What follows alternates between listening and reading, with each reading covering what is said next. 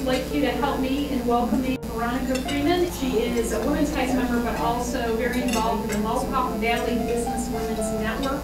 So if you're interested, actually a WomenTIES event on May 6th, so I would invite you to travel down the thruway for an hour, come out and meet all the wonderful women that are in the Mohawk Valley area. And then Eileen Ken, I just want to thank her as well, from owner of Stories of a Lifetime, for filming this today, which will be shown on YouTube. And I would just like you to help me in welcoming Veronica Freeman. My name is Veronica Freeman of .com. It's all about stress-free. What I do is lots of times you're working on a marketing or an advertising project or a website and you get a little stressed about it. It's a natural thing. You're spending money and you hope it all works out well. And so I come to you and I take your project and I take your stress and I take your stress right home to my husband and I just give it to him. And he does something with it, because he's always calm too. So he does something with that and I just bring your project back to you.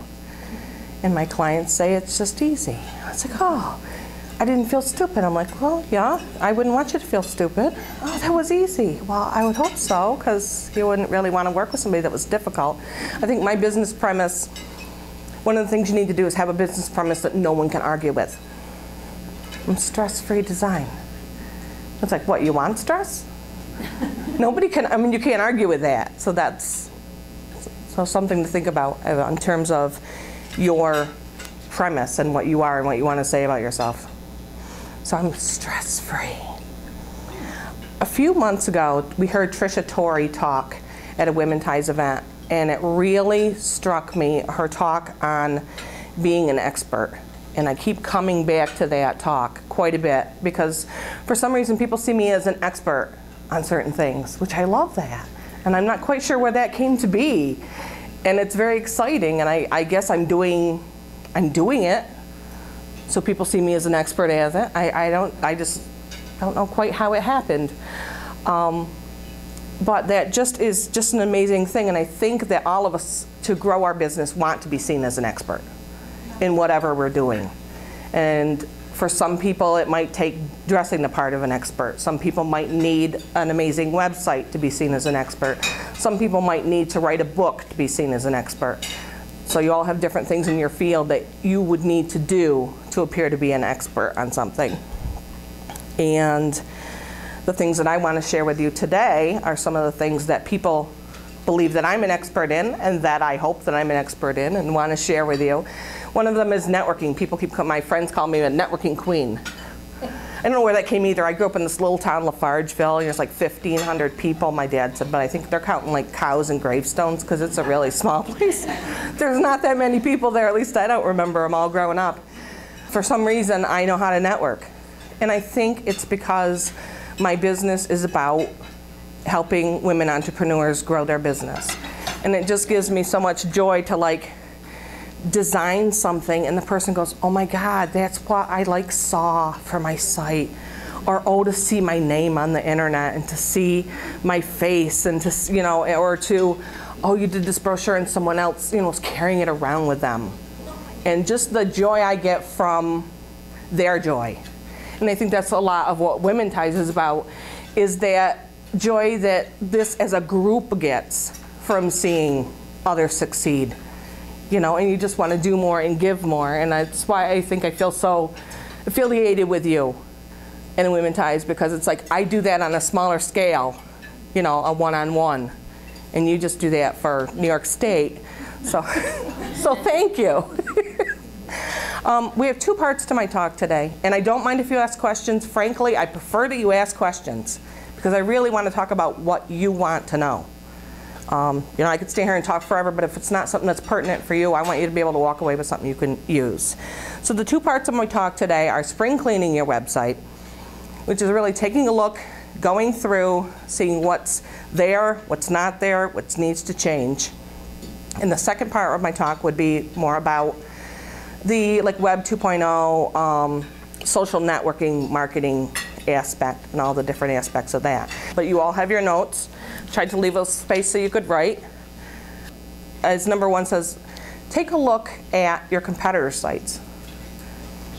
Whether you know your competitors locally, there might be some people that you know locally that you feel you're in competition with, you might want to go and check out their sites, see if they've got anything new and interesting on there that you might want to consider including.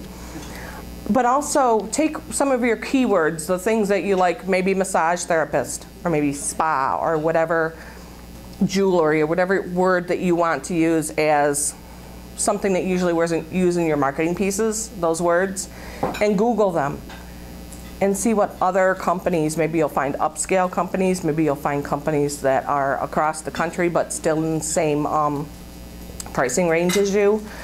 Just get an idea of what different companies that are in the same line of business as you are offering, because some of those things you might want to include. Updating and reviewing your content. It's like read every word of your website. There's a lot of people that that don't necessarily write their website. They kind of give me information and say, go. So I'll fill in some words. Well, I'm hoping I'm filling in the correct words. And I hope that I fill in the correct words and you check it very quickly to make sure that everything's correct the way you would want it to be. Even if you've written your website, you want to make sure that it's relevant. Maybe you've had some recent successes that you haven't mentioned on there. Maybe there's some new staff. Maybe you offer new services. Maybe you've got discontinued items. Those kinds of things you want to get cleared off quickly, and spring is a good time to do that if you haven't thought about it at another time. Check all your outgoing links. I recently had a client who had linked to this other website, and it was a very important part of her business. But unfortunately, if you move files around on a website, then it changes the address of those files. So I had this link there, and she's like, why can't we find it? The link doesn't work. Well, it did work, but then it didn't work because it was changed. And I didn't know that.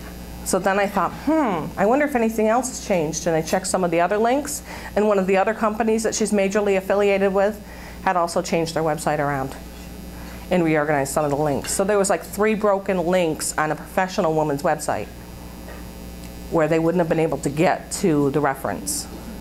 And that wouldn't have looked good. And it would have lost them both business, I think. So you want to make sure you check you never know when somebody's going to go out of business or reorganize their website or whatever. Yes? Once a year? Like on average, twice a year? I mean, I know if you're doing, obviously adding products.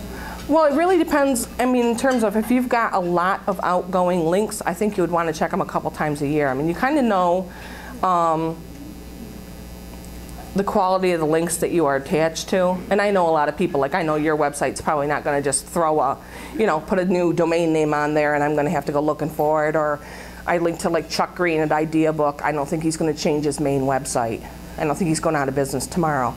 But some of the smaller companies, maybe that might not understand about keeping their certain pages the same. So it really depends on how many outgoing links that you have for checking the links. And even text, I mean, you just have to be aware of when changes are happening in your business. Or have someone remind you, or set up an Outlook thing, has anything changed, and have it pop up every few months. Do you have the same target market? Are you still playing to the same age, the same demographics as you were? I mean, have you gotten now upscale products where maybe you're looking at a different demographic of people that